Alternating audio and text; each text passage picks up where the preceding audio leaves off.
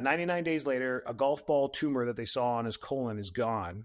And then he ended up signing up for that surgery, which was from hip to hip, open him up like a turkey, go in there, expose his intestine, and they closed them back up. And they're like, we didn't find anything.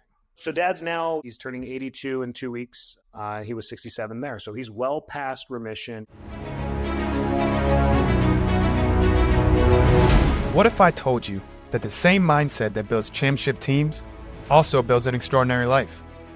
The same discipline that drives elite performance to greatness is the discipline that unlocks a longer, stronger, and more resilient future.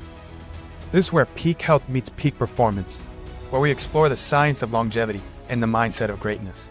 Because your legacy isn't just what you leave behind, it's what you show up with every single day. This is the Legacy and Longevity Podcast. I'm Zach Dancel, your host. Welcome back to the Legacy and Longevity Podcast. Today's episode is about longevity from the ground up, right? It's not just about the supplements or the tech or the focus on optimization that we see a lot today. We're really going to be talking about the foundations that a lot of people are skipping, right? The nervous system, the structure, the stress, and the quiet ways that our bodies are adapting long before disease is ever showing up.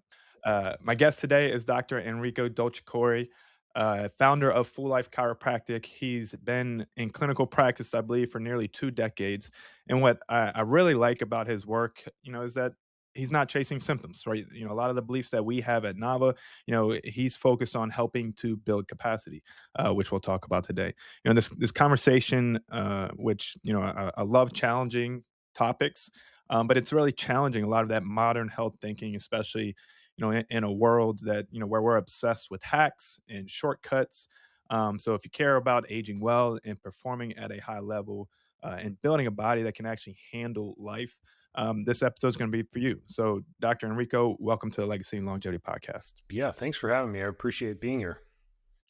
No, of course. So, one thing, that I've noticed across all of medicine, whether it's functional, chiropractic care, even performance, is that, most clinicians, right, they start reactive. And, there's, they're trained to fix problems, but, the great ones evolve into asking the deeper questions.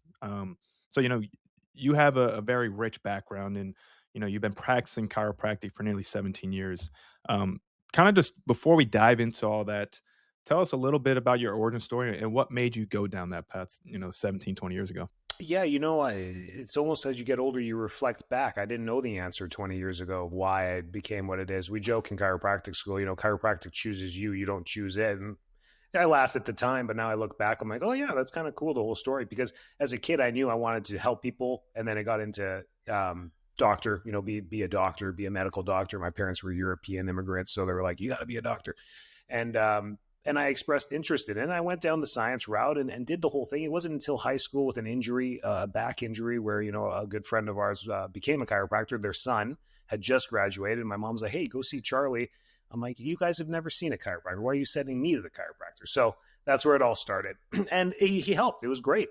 Within 2 weeks, when you're 17, you heal quick. But I grew up with childhood asthma.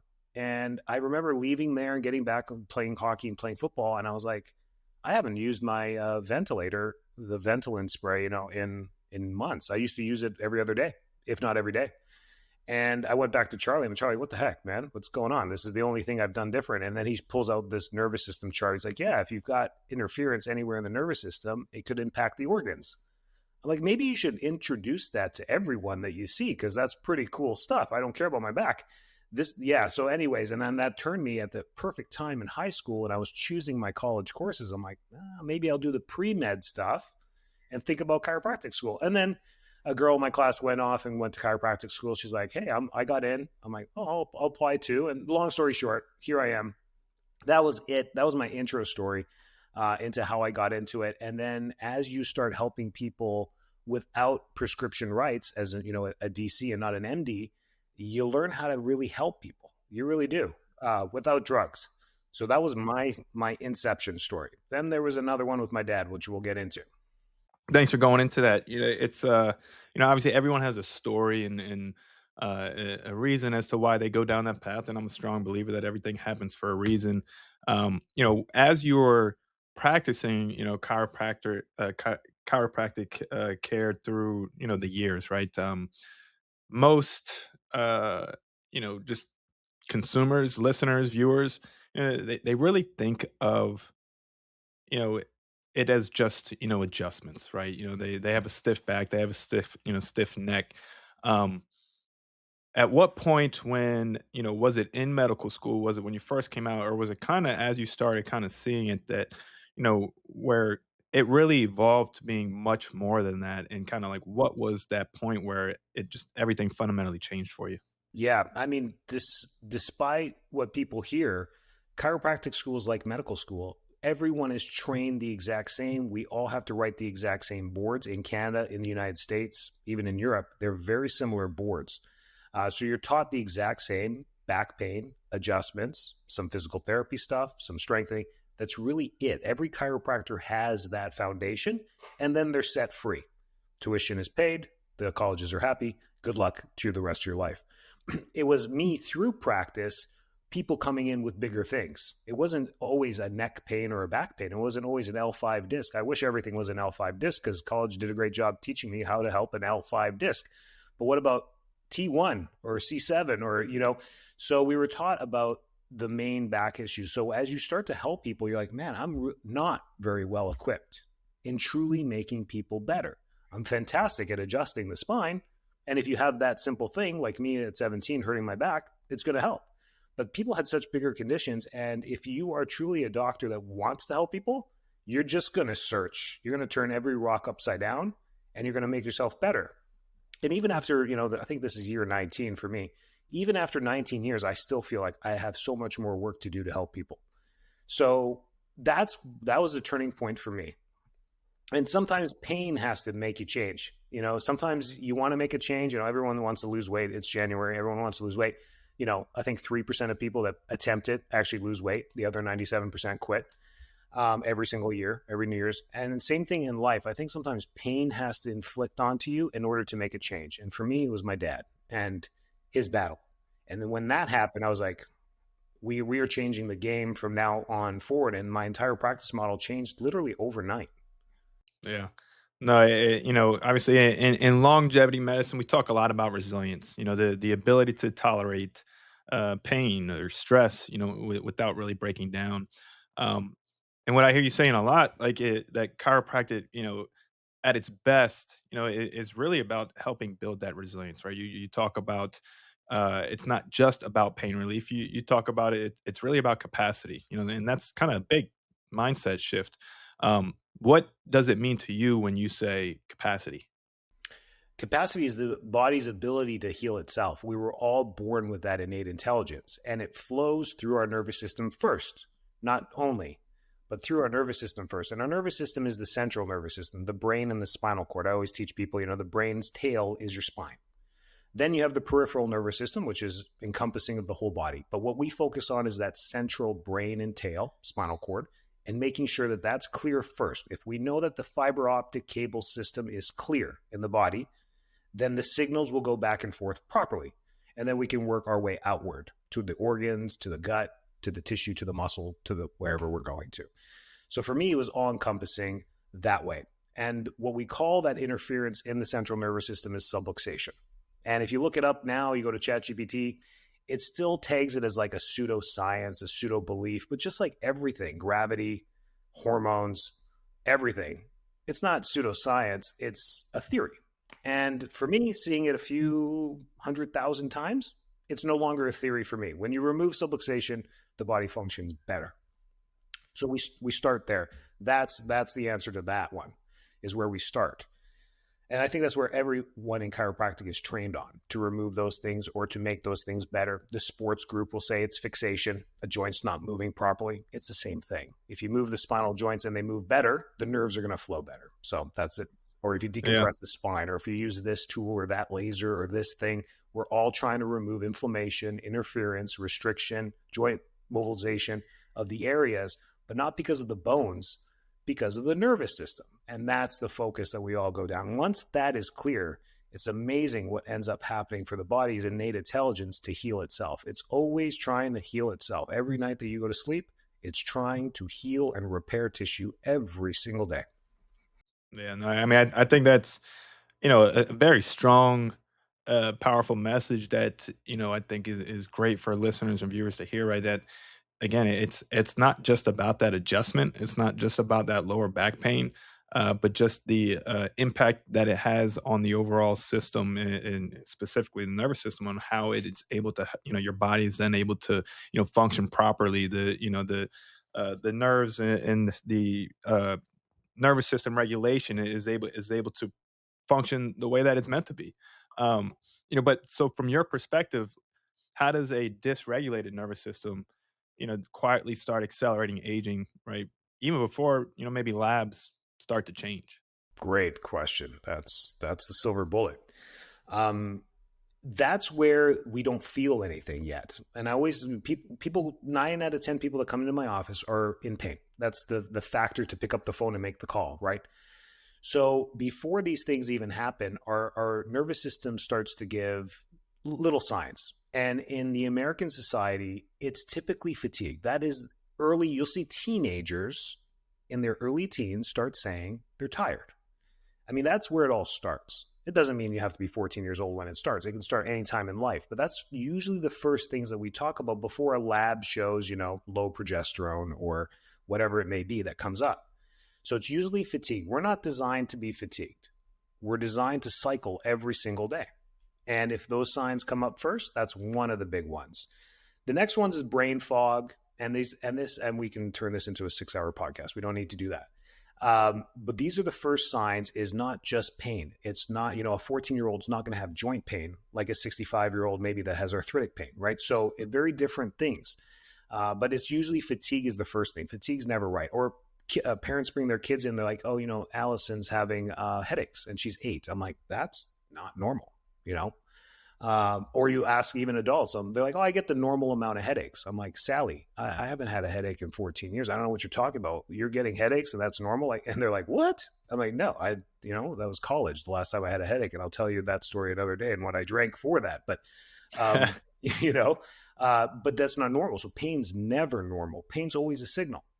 And what's happened with medicine is we've turned that into a quick alarm system where the half of the population jumps to a drug or something to help with the symptom, and the other half ignore it. Those are the only two options until it gets worse. To your point, right? Half of the population, they've created this mindset of where being stuck in the sympathetic state, it's just normal. Or obviously, there's a lot of doctors out there that say, this is just a part of aging, right? How do we overcome that, right? These people who have kind of it normalized being in this state, for so long, how can we really get preventative and be proactive about that? Even though that, the damage that is occurring being stuck in this system, for decades. How do we change that? How do we change that? Stress is in physics and kinematics and in every science. Stress is a force. And our skin starts to sag a little bit as we get older because of stress. And what's that stress? Gravity. What are you going to do about gravity? Absolutely nothing. You cannot do anything to go against, unless you want to hang upside down. I guess you can hang upside down. But there's nothing you can do for gravity, right? That's a force. It's a stress. It's a good stress. If there was no gravity, we'd be floating to the moon. So we need gravity to stay here and do our thing. That's a good stress. But there's a lot of good stress. Going to the gym and doing a little bit of resistance training, you're going to pull on your tendons and your spindle fibers and pull on that bone. Sounds stressful, create some microinflammation, but the benefits of healing that within the next few hours is strength, adaptability, muscle tissue, lean muscle mass, and calcium absorption. I mean, it totally outweighs the stress of pulling your tendons. Make sense?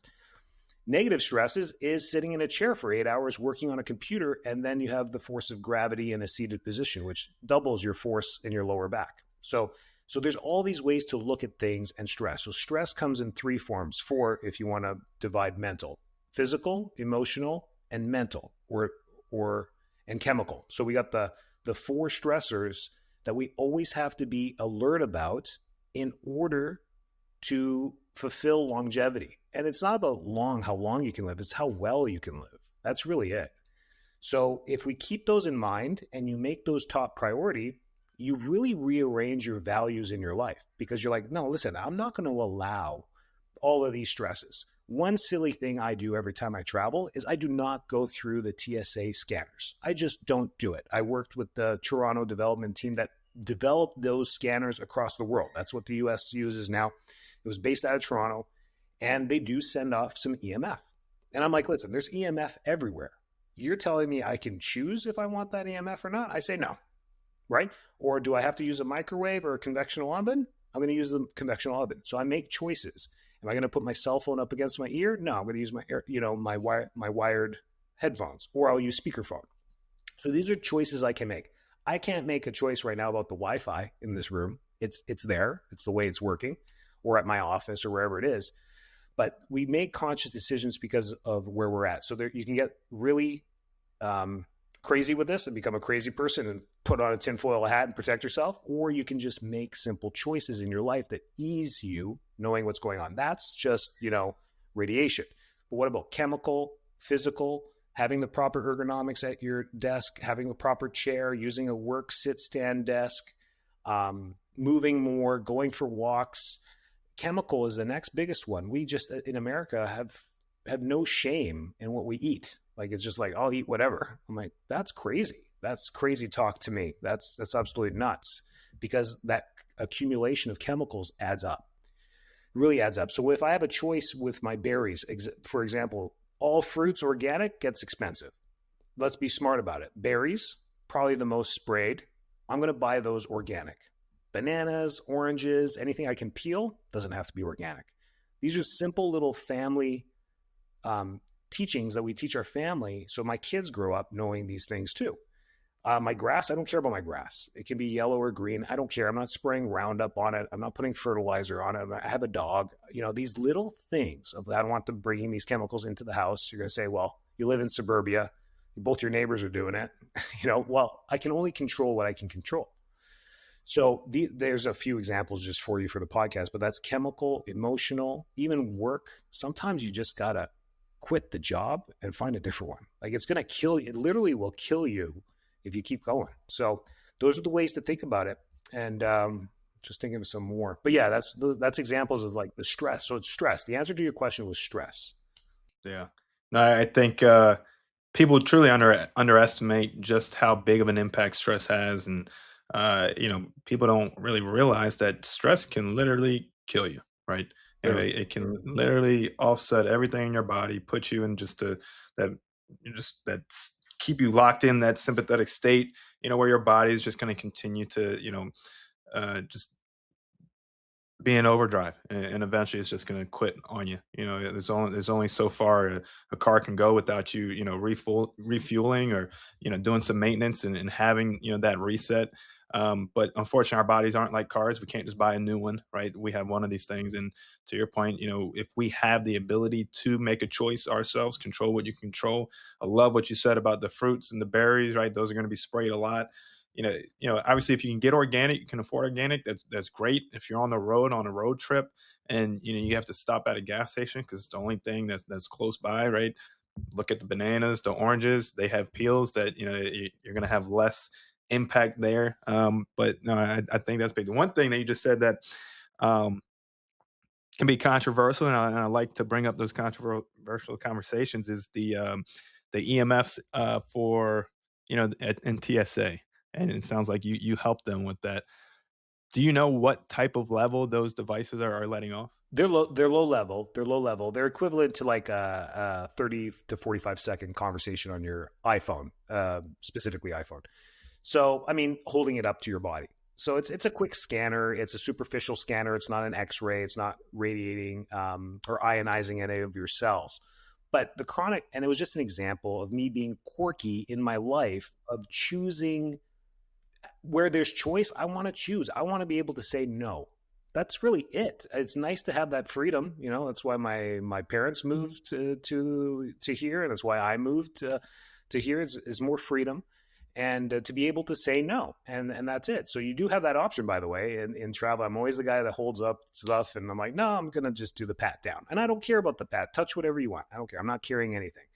But that's one thing. So the EMF is there, but if we're talking about radiation, all that, these devices are getting out of control. You're sitting in this. I wish we could see EMF. We'd be like, what the heck is going on? It's like everywhere. It's like you're in a cosmic storm, really.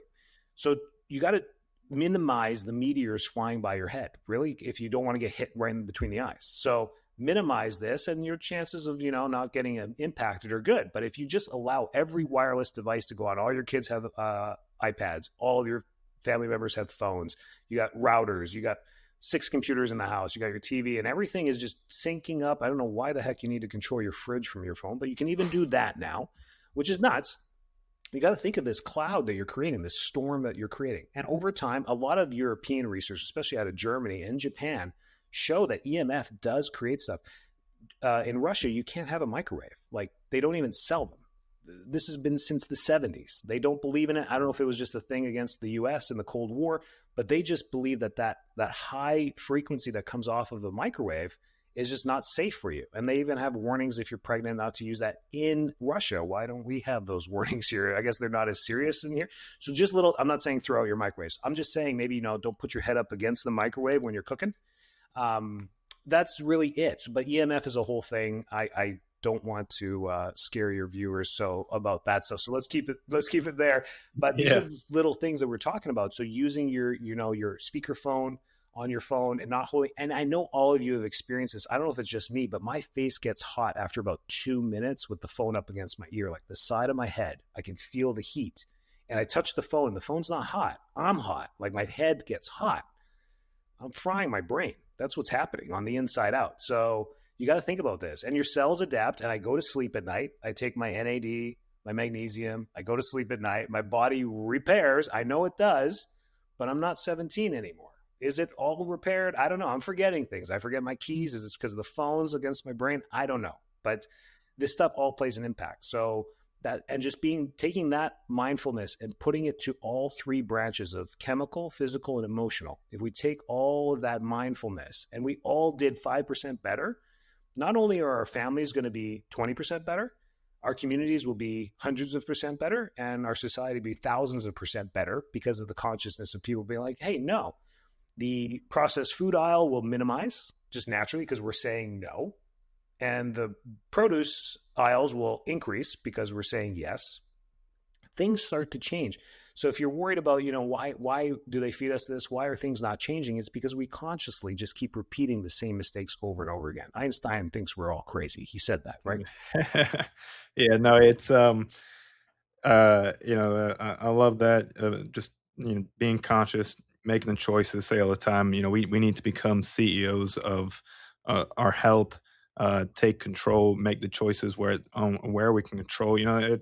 It's part of the reason why a lot of the functional and longevity medicine practice and even chiro are cash based, right? Versus insurance Oh, is to give you know practitioners more choice of how much time and the types of tests that they can run, for their clients and their patients, as well as it gives, the patients those choices, right? That could be a whole episode in itself, so we won't go down that path. But, one thing I want to really tie to, just obviously this podcast talks a lot about longevity, right? We talk about hormones, inflammation, insulin sensitivity, but something I think is missed often is structure, right? And I think you talk about that a lot. Even though, just the impact that the structure kind of overall has that we were talking about earlier that it can have on hormones and inflammation. What role does structure, posture, spinal integrity, breathing, just play in long-term health?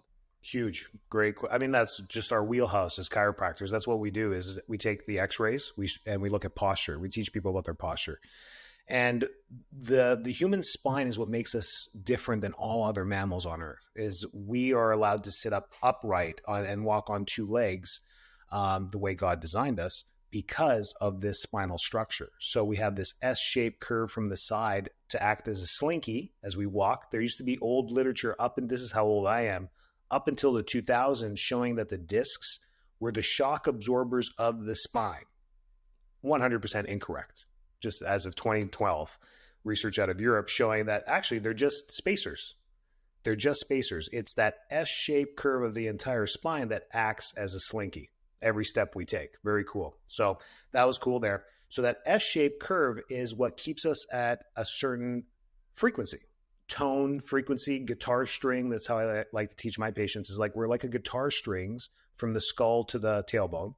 And the more we tune the head and put it into a bad position forward, we stretch the strings and the music doesn't sound so good anymore. If we're too lax and too soft, this is rare. This is like medical conditions, cerebral palsy and stuff like that, where it's too low and the tone is too low and you strum it and it doesn't make much noise. We're designed to make beautiful music. And that's where the structure is from. So these curves are really important. And the number one thing we see is text neck. It used to be called a military neck back then. Now it's called text neck because everyone texts. We lose that curve in the neck. And this is where I see hormones go out of whack for everyone. It's a stretch on the spinal cord. It's a stretch on the brainstem, and the brainstem coordinates all mammalian function. So from a squirrel to a human, we all have that brainstem, which controls motor function, thyroid function, hormone function, just anything to survive. Survival function is controlled there. The midbrain is like the fear and run and sympathetic. And what makes humans different is how big our frontal lobe is. We have a lot more creative and language and all that other stuff that makes us different. So the spinal cord and the brainstem play such a huge role on everything. So as an upper cervical chiropractor, I look at that occiput C1, C2 area on everyone. I even do CT scans on our new patients just of that area to look at that precisely. And then we do full spine x-rays to look at the overall posture. So correct the head, put the head on straight. Like I tell people, I just joke with them, let's get your head on straight, open up the brainstem. The brainstem works better. And these are people that come in with back pain, headaches, migraines, the typical chiropractic stuff. And then all of a sudden their labs start to get better. Their cholesterol goes down, their thyroid gets better. They start losing weight. They're like, doc, I haven't done anything yet. And I'm like, that's great. Not only are you feeling better, you're functioning better. Structure versus function. It plays a huge role. Just in those two things. In the younger population, if they have bad posture, now we're putting them through like physical therapy type stuff, traction, dental rolls, trying to fix that posture to keep the guitar strings at the proper tune to play beautiful music. You're going to say, how do you know the guitars play beautiful music? Well, we measure it. Every new patient that comes into our office, we use thermography to measure inflammation from C1 to S1. And we use heart rate variability. They sit there for 5 minutes with their hand in this machine that measures heart rate variability, not over like 3 seconds. We do it over like 3 to 5 minutes to get a good data sample, populate it into a score, and show them here's how your nervous system is actually functioning. It's a neuroindex score. It's not utilized or seen across medicine as a viable score. It's just like your Fitbit or your Apple devices that give you your sleep scores. It's an automated populated score versus thousands of healthy people. It's a data point, but it's a great point. Just like when you sit on a body fat scanner, they're not 100% accurate, but if you use the same scanner over and over again, you'll have a data point reference for you and seeing if you get better or worse. So that's how we use these tools, and we'll scan them after they're feeling better, and their scores start to go up. And not only that, so structure versus function is huge, is absolutely huge. I think that's the bread and butter of chiropractic. Before we continue, I want to share something deeply personal, the real reason my family started Nava Health. Over a decade ago, my mom was on her deathbed. Her organs were failing, and the doctors told us there was nothing they could do except keep her comfortable. In that moment, everything changed. We realized traditional medicine had limits, especially when it came to proactive and preventative root cause medicine built for long-term health span and lifespan. At Nava Health, we take a data-driven precision approach to longevity. We test over 90 biomarkers to uncover exactly what's happening inside your body, and we build a personalized plan designed around your unique biology. Because fatigue, brain fog, weight gain, they're not random, they're signals. And when you listen, your body can heal. This is functional longevity medicine done right, comprehensive, proactive, and built to help you feel and perform your best at any age. Go to navacenter.com and take control of your health today. Now back to the show. You mentioned one point that I think is a big one to hit on, right? HRV, right? Just talk to us a little bit important about, that data point, being able to track that, and kind of talk to us about what's good, what's bad, and why it's so impactful for just, overall well-being. Yeah, I brought it into my practice early on because we help kids. We're a pediatric office, and I didn't want to X-ray every kid. I didn't want to put them through a CT scan of their neck, and plus they're kids. We're not really seeing the growth plate activity yet because they haven't even grown. So we brought it in, and then we used it on everyone, on every new patient that comes in. And not only do they love it, but heart rate variability is more popular now than it ever has been. And cardiologists are like, dude, we've been saying this for 90 years. Heart rate variability. That's what every cardiologist looks at when they send you for a cardio score, EKG score. That's it. They're looking at that to see what's happening between heartbeats. And we look at that data point as well because we're supposed to be adaptable. When the bear or the lion comes around the corner, you're supposed to react and run, right? And leave that last person behind. So that's the whole point of heart rate variability is the adaptability between heartbeats. So if it's very static, like a tune, bump, bump, bump, that's a pacemaker. You don't want to have a pacemaker heart. You're on your way out. You're close to death if you're doing that. So what we want to do is have very irregular beats between beats. That means we're super adaptive. A high athlete like LeBron James or, man, I'm old. I don't know any of the young guys. If one of the, and you measure their heart rate, it's fantastic because they're so adaptable because of not only just being active and diet and all that great stuff, it's because they function at a high level. And same thing with it, we can function at a high level and not be LeBron James. We should function at a high level. So these data points between heartbeats are great. The heartbeat itself is a cardiologist. That they want to look at that. They want to make sure you don't have AFib or anything going on as far as that goes. But the beats between shows how well and how adaptive you are. We can actually predict longevity with just heart rate variability. We can tell, I don't ever tell my patients, hey, man, you're almost on your way out. I don't. I say, hey, you need some help. This isn't a good score. Let's get this up. But they're on their way out. And the way I wish I had a picture for you, but the way we plot it on a graph, it actually will show sympathetic stress or parasympathetic stress. And it has this green bubble in the middle, then it's yellow, then it's red. It's very patient oriented with the colors. And it's like a bullseye. It shows you where you landed on the dartboard. Very common for us to be left-sided, sympathetic, in the yellow or the red because we're stressed, caffeinated, not sleeping well, poor diet, overly stressed through work, in traffic, kids. We just become sympathetic. It's just natural. Sometimes I see people right in the middle. They're balanced between their homeostatic. I'm like, wow, you're doing great. That's great. Sometimes I'll see people very rarely on the right, on the parasympathetic. First question I ask them is, are you fighting anything infection-wise? Ever since COVID, I ask it a lot more. And if they say no, I get a little bit more concerned. And then I'm like, we have to look at your medications. I can't do that. Go back to your MD, review it. You're being over or under medicated somewhere. And almost always we're right. And only twice in my life have I seen anyone in the red, that pendulum where it swings way down. They did not know it yet. One had pancreatic cancer, one had breast cancer. They didn't know it. And we sent them for scans and scans and scans. They are both alive because of that years later. And so those are the only two scans. I have them posters of those two scans. I never end up here. The only two I've ever had in my 20 years. Those are dangerous cancers to have. So very cool, right? Very cool test. Now, these tests can't diagnose anything. They can't tell us anything. So wherever you are on that graph, I can't say, I think that's, ADHD. I don't know, but it gives us a score. Really important stuff. Yeah. No, I think, just where where we're headed, obviously the more biohacks and longevity trends, the thing that is going to always remain very, very important is, right, is the data, right? Having as much data for you to be able to make the best decision possible. And HRV is one of those. I guess for HRV, what would you say, like, what are the most powerful tools that we could do that you recommend to your patients to improve HRV? Okay, great.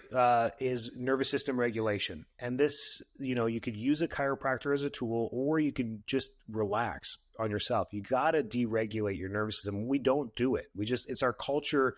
We're fast paced. Same with Europe. And the Western world is very fast paced. We don't take time to deregulate our nervous systems. So we wake up to an alarm. That's how we start our days. Beep, beep, beep, beep. That's sympathetic. That's a drive. That's not a good way to start the day. And we are in a rush from the beginning, unless you're one of those smart people that wakes up a few minutes early and just kind of takes a few breaths. Most of us are up, bathroom, get the kids ready, get breakfast ready, pack the bags, and you're off to work, and you do that.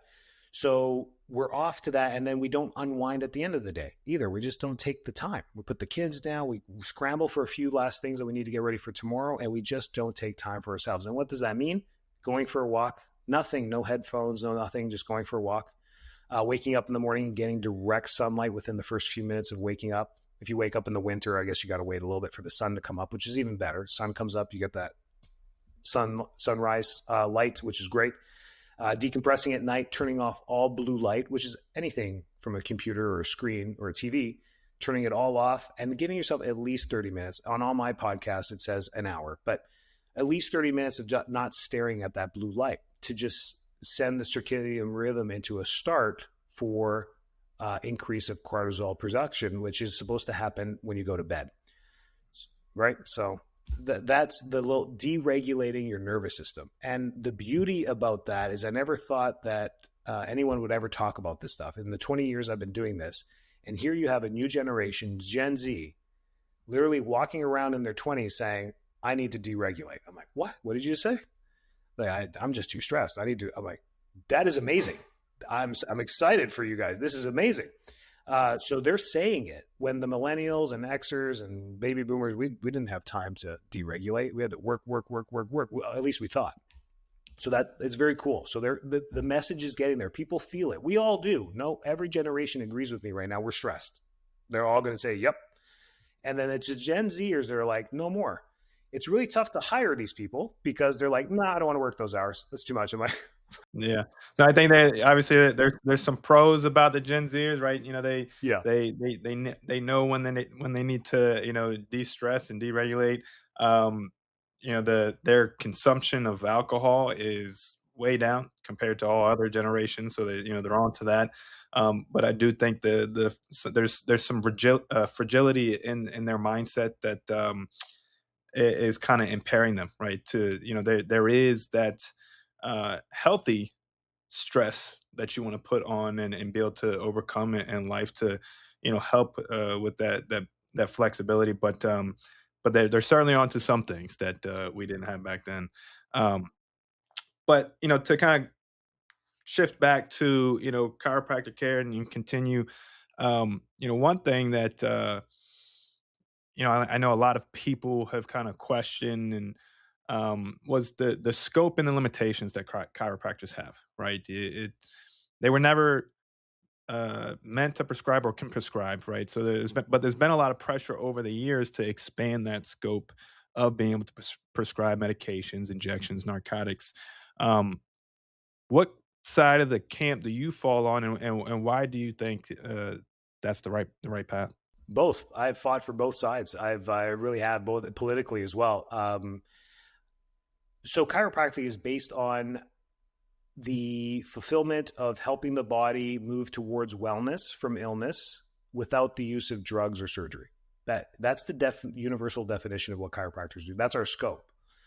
So the hardcore chiropractors are like, without the use of drugs or surgery. Like, they just repeat that sentence over and over again. And anything in a needle apparently is a drug. And I'm like, well, don't you think it's silly that, you know, a PA or anyone with any type of healthcare degree can stick someone with a B12 shot right in their butt? They're pretty simple. They could take it home and do it themselves. So they could be, you know, not even in the healthcare field. They could be an engineer. They'd be like, yeah, I can stick it in my butt.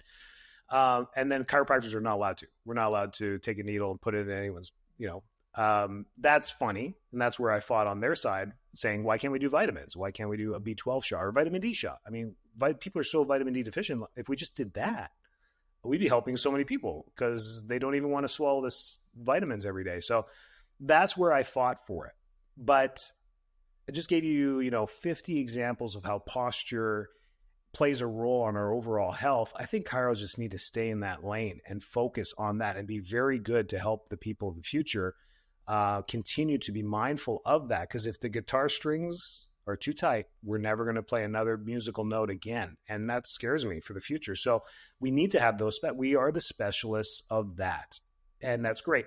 But I'm not an opponent to opening scope. I think I've opened my own scope. through working through the hoops. So I'm not the one that actually fills the needle and injects the B12, but 2 doors down from where I adjust, you can go right into an IV room and a nurse practitioner will do it for you because I recommended it. So there's ways to work around this. And I'm okay with that. I'm okay with not being the guy doing that. I don't want to do it. I already do 100 things. That's just another 3 things I need to do. Get syringes, get vitamin D, and stick someone in the butt.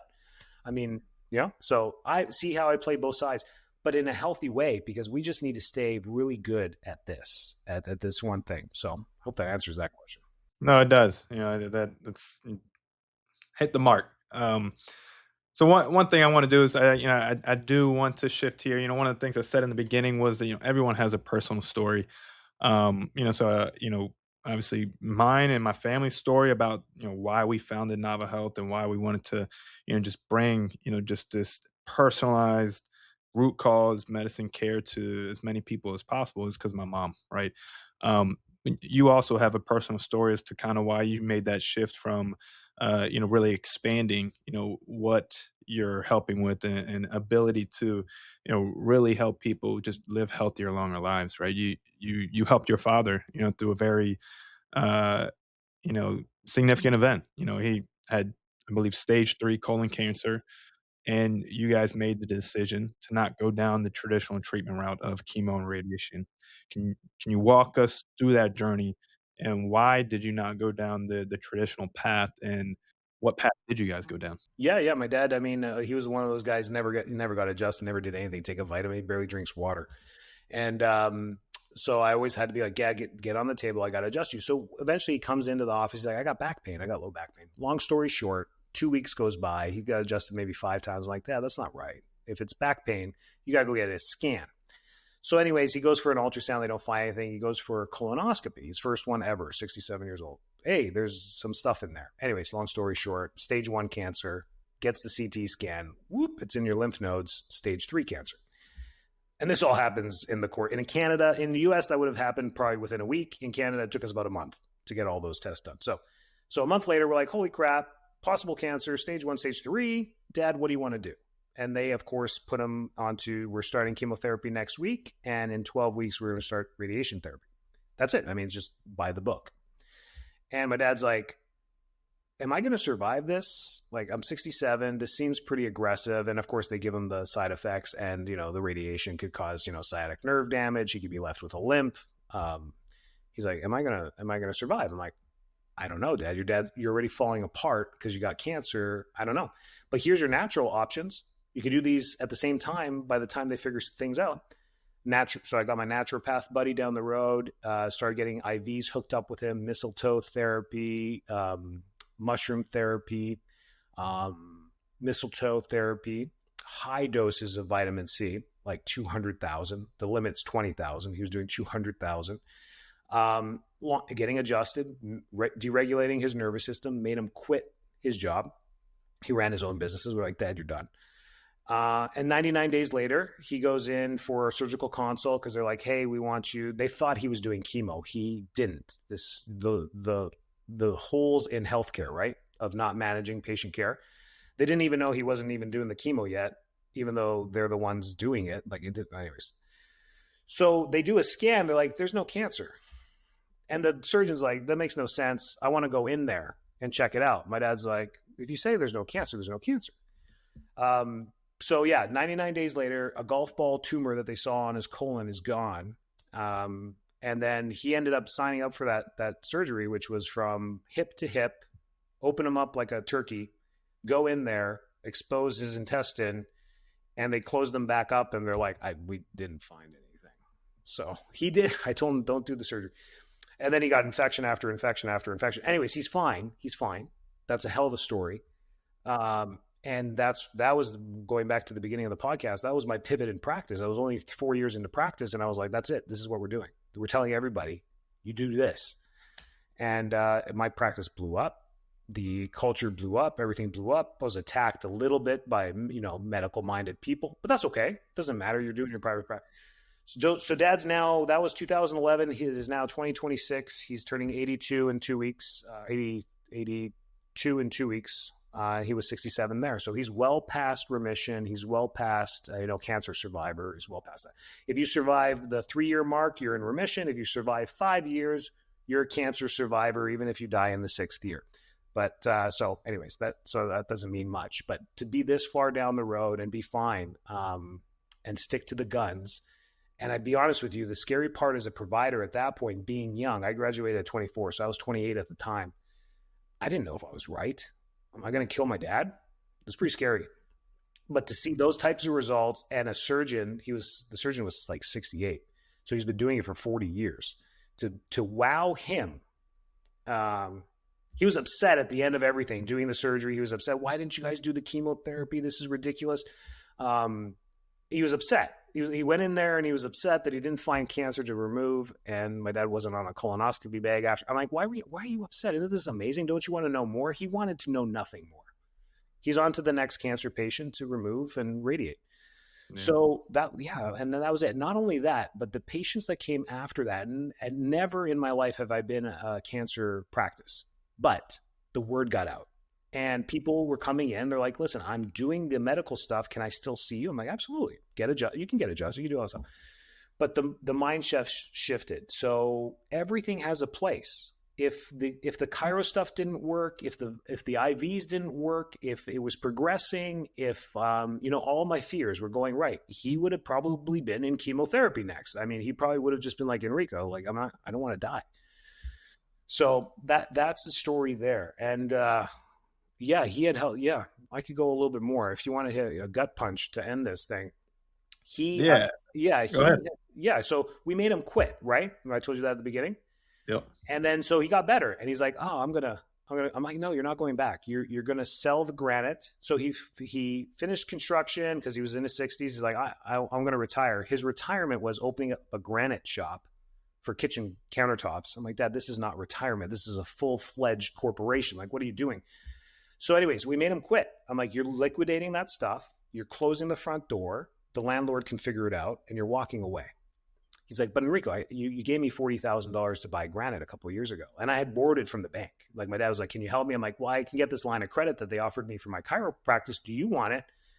He's like, yeah, I'll take it. And he did. And he didn't even care about anything. He was so afraid of not paying me back. I'm like, Dad, if I have to trade $40,000 for you, I'll do it 100 times. Right. So he was so fixated on that. He retired. He sat on his butt. And I don't know what he did or what he manifested in his brain. But he must have thought every day, I got to pay my son back. He wins the lottery like 2 years later, $1 million. Comes to my door. He's like, I got the $40,000.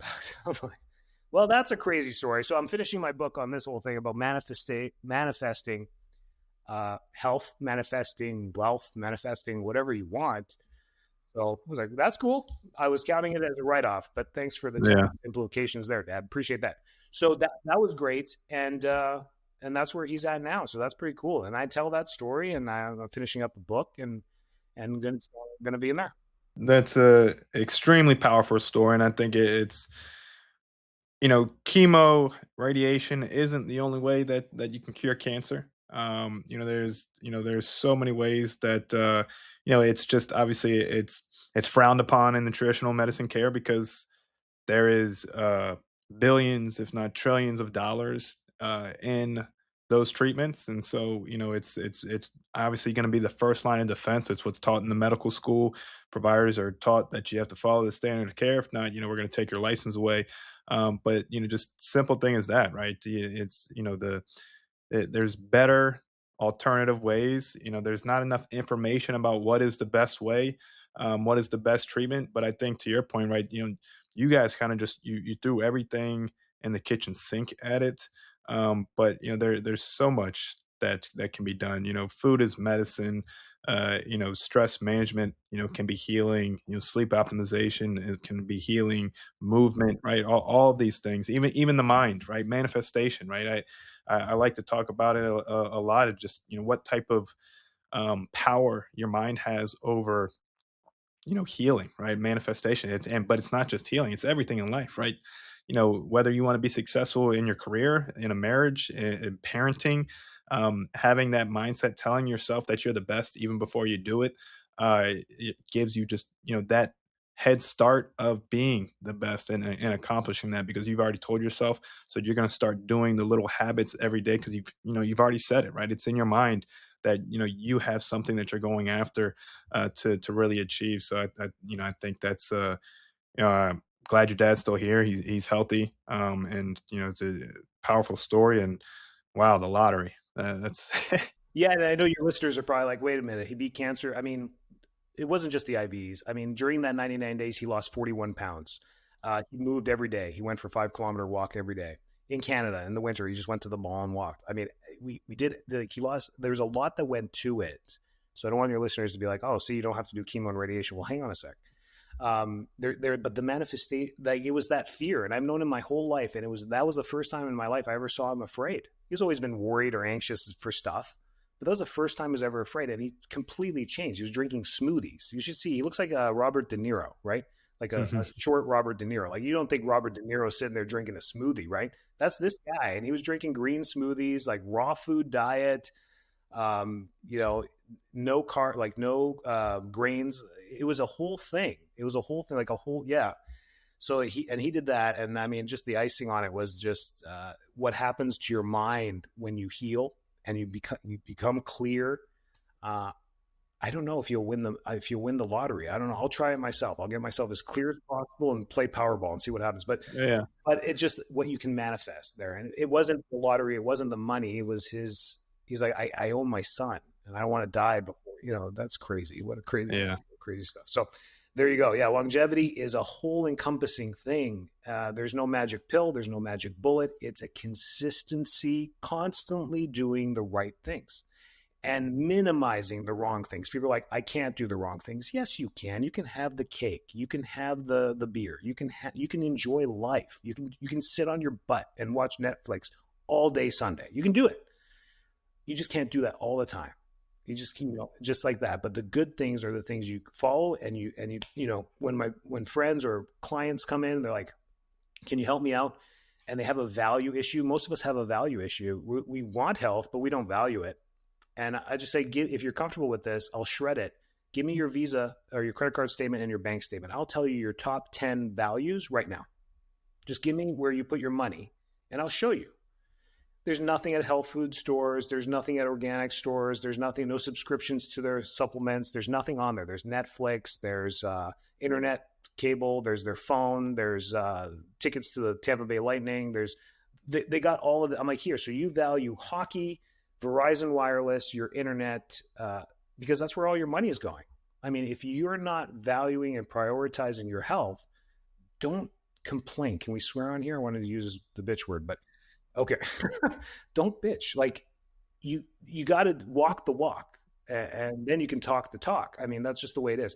So our number one expense is our health, for sure. Every month when I go through my debit, I'm like, geez, man, we spend a lot on this stuff, but it's important. It's really important for our kids and for everyone and for the future generation. So your values have to match what you want. You can't say you want something and not do it. So the simplest thing you can do is put your attention to it.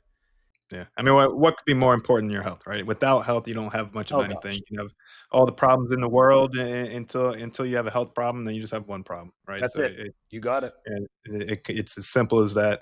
So through this whole experience, right? How did that change the way that you practice, right? Not just clinically, but even as a son, as a father, as a husband. Yeah, completely changed the focus. I mean, again, the scope is limiting. I still had to adjust my patients, still had to take x-rays, still had to help them the same way, but boy, my voice was very different. My language was very different. Thoughts, traumas, and toxins. We got to attack these. You have to attack them. I'll come to your house and raid your pantry, but I can't do that every Sunday. So you got to do this. You got to do this for your family. You got to move. You got to walk. We started doing premieres for movies that were coming out and documentaries for the community. We were doing fitness classes, nutrition classes. We had the Cancer Killers workshop. My dad came to every single one for the first, few years. And he was just sitting there as I was like, that's the guy. And everyone would cry and it would be great. It was impactful. And we started it when people used to come to lectures. Now with webinars and everything, people like to be home. But we changed our tune. But the product was still the same. Get on the table, find the subluxation, get adjusted, remove the subluxation, and you're on your way. And that hasn't changed for 20 years. Still, I've got more now. All that's happened now in my new practice here in Tampa is I have more tables. I just help more people. That's really it. But it's still on the table. But the still loud about everything. That's awesome. And again, it just, I appreciate you sharing that story. I mean, it's powerful. And I think, people who hear that, it will give them hope, because I think a lot to your point, and what I was saying earlier, just the power of the mind, just giving someone that bit of hope, could just be the thing that gets them off their butt and go and makes a difference, whether they're sick today or they just want to be proactive and preventative. That can be everything, and it happened to you, and it's an experience that, that's it's part of, what I think has been lost in this day and age is the art of storytelling, and not made up stories, right? But what you were just talking about with your father, I mean, it's that moves people, right? That makes differences, and it's part of the reason why, I wanted to create this platform, right? To bring voices like yourself to share those experiences, share those stories, to give people, that hope that they might not necessarily have right away or right now. So that's big. Um, so thanks for sharing that.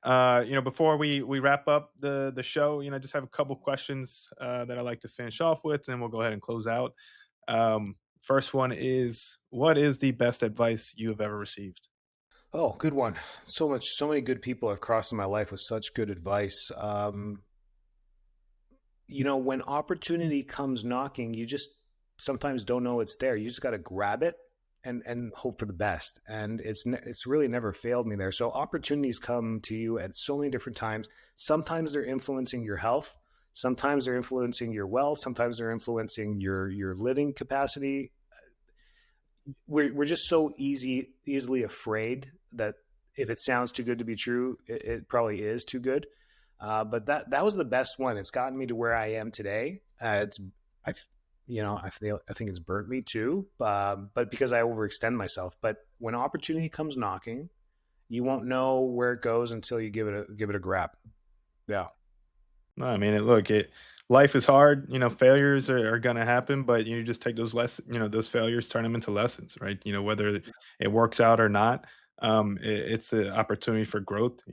Facing hard things, that's where people grow the most. You don't grow when you're successful as much as you do in failures. So, like you said, when that opportunity comes, people just need to take it. I think part of the reason why, people feel stuck is because those opportunities come knocking, they get a little bit afraid. It's a little bit, they don't want to take the risk because they're too risk adverse, and unfortunately, they miss the full capabilities and the full potentials of who they truly can be, and what they were meant to be. Um, so that's a really good one. I like that. Next one is, what is the biggest problem that you would say you're trying to solve today? In my life or for my patients, Could the be either. biggest problem, peace, finding peace for your patients and myself. I mean, you say it, you get on the podcast, you talk about it, you're even working on a book.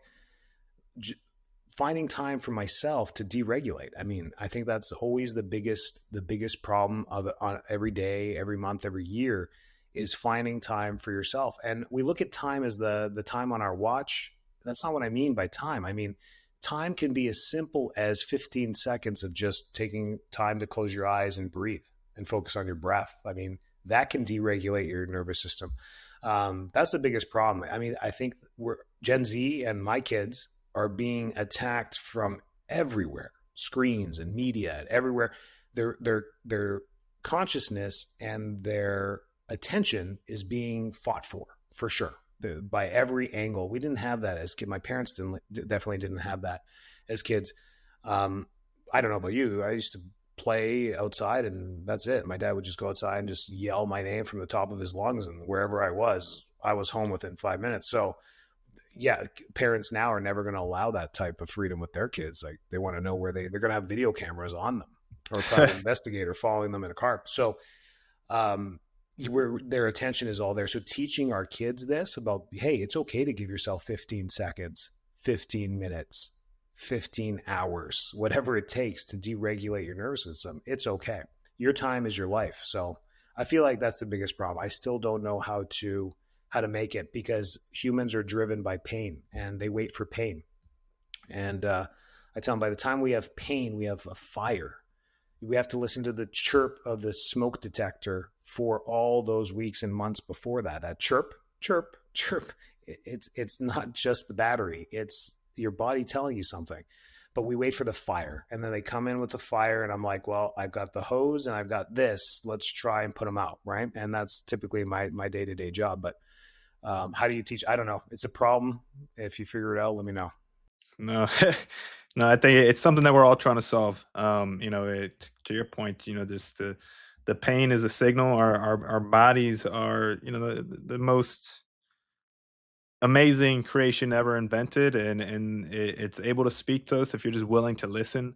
I think getting past a big step in that direction would be getting past this annual physical thought process of getting more into the proactive preventative mindset of doing labs every 4 to 6 months. It's just one step that can kind of help you really raise those red flags. Like, if you're not great at being able to listen to your body right now, or you have that mind body connection, at least do something along the lines of that. Just doing more recurring comprehensive labs, right? Not just CBC and CMP, because it's not going to tell you much of anything, but just kind of getting more in the recurrence of that, so that you can quickly intervene. You can, again, these are data points that can help guide and direct us, and help us realize that, okay, now this pain is making sense because I'm seeing these levels go off the charts.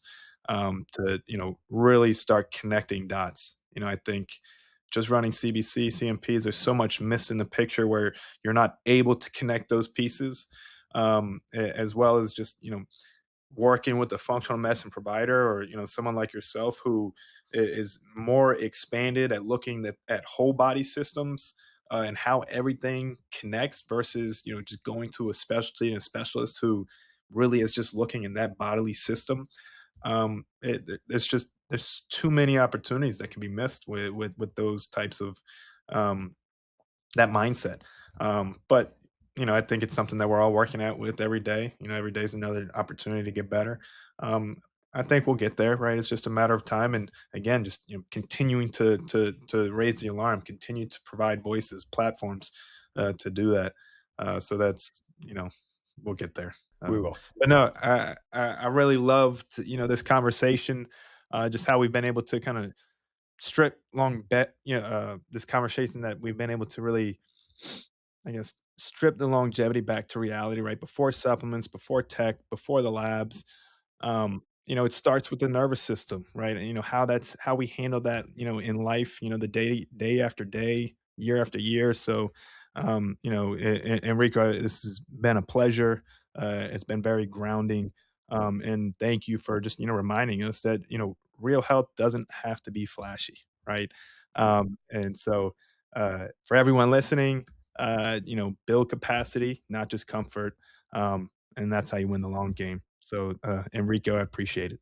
Thanks for having me. Appreciate it. Keep doing what you're doing.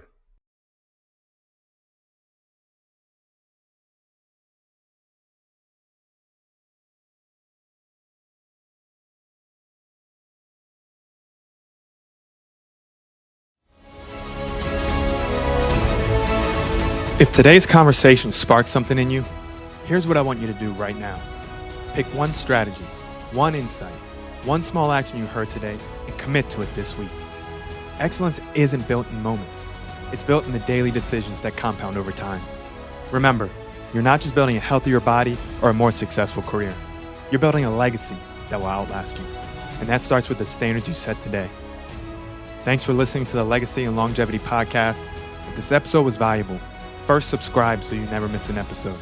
Then leave us a review to help more people find these conversations.